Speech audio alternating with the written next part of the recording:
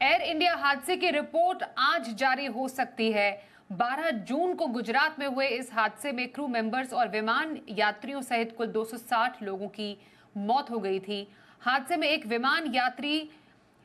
एक यात्री चमत्कारिक रूप से बच गया था। हादसे का शिकार एयर इंडिया का ड्रीम लाइनर विमान का ब्लैक बॉक्स जो है वो बरामद कर लिया गया और इसे जांच के लिए फिर भेज दिया गया था। सूत्रों की माने तो एयर इंडिया दुर्घटना की जांच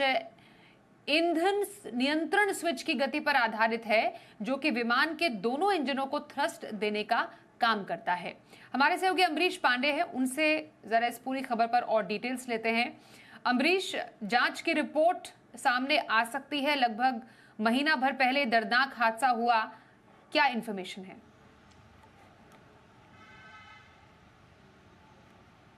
देखिए, जिस तरीके से हम जानते हैं कि 12 जून को यह हादसा हुआ था और हादसे में लगभग 260 लोगों की मौत हुई थी, जिसमें कि 241 लोग तो उस जहाज़ में ही शामिल थे, सवार थे। हालांकि एक व्यक्ति जिंदा बच गया था।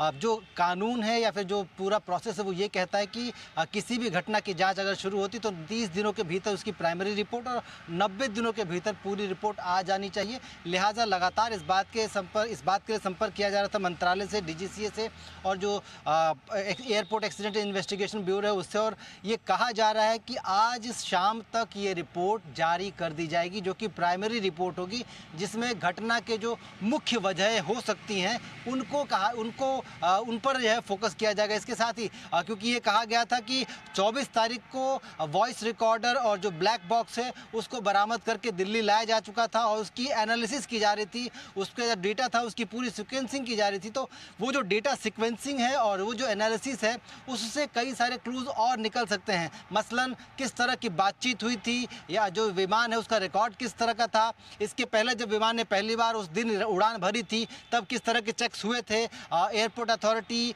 जो इंजीनियर्स थे, जो पायलट थे, उन्होंने किस तरह का फीडबैक दिया था, जब विमान लैंड हुआ तब उसने किस तरह की चीज़ों को रिकॉर्ड किया था या फिर इन्फॉर्म किया था। एटीसी से जो लास्ट मोमेंट बातचीत करने की कोशिश की थी पायलट ने, वो क्या बातचीत थी, अगर वो बातचीत कंप्लीट होती तो किस तरह के इंफॉर्मेशन एटीसी से मिलने के हो सकते थे, या फिर अचानक जब ड्रैग हो रहा था विमान अचानक, क्योंकि कहा जा रहा है कि लगभग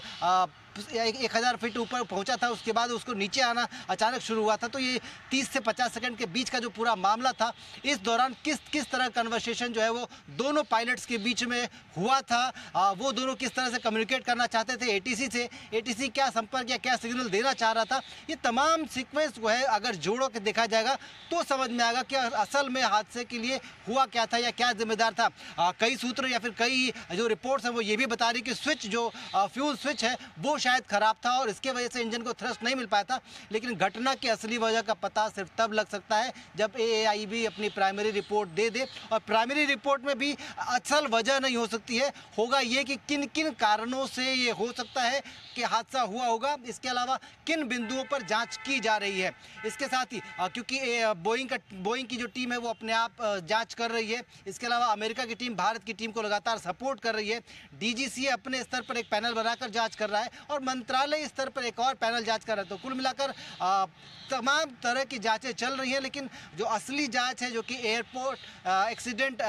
इन्वेस्टिगेशन ब्यूरो करता है, एविएशन एक्सीडेंट ब्यूरो करता है, उसकी जांच असंभव है कि आज शाम तक आ जाए। शाम की डेडलाइन इसलिए कही जा रही है क्योंकि पहला तो ये कि घटना के 30 दिन हो जा रहे हैं, दूसरा ये कि पार्लियामेंट्री पैनल के सामने जब इन सबको बुलाया गया था तब वहाँ ये अपडेट दिया गया था कि शुक्रवार की शाम तक हम प्राइमरी रिपोर्ट को जारी करने की स्थिति में होंगे। लिहाजा शुक्रवार आज है और आज शाम तक या फिर कहें तो आज देर शाम तक ये रिपोर्ट जारी हो सकती है, जिसमें घटना की असली वजहें या फिर किन वजहों पर आगे जांच की जाएगी उसको लेकर बातचीत की जा सकती है। स्वाति।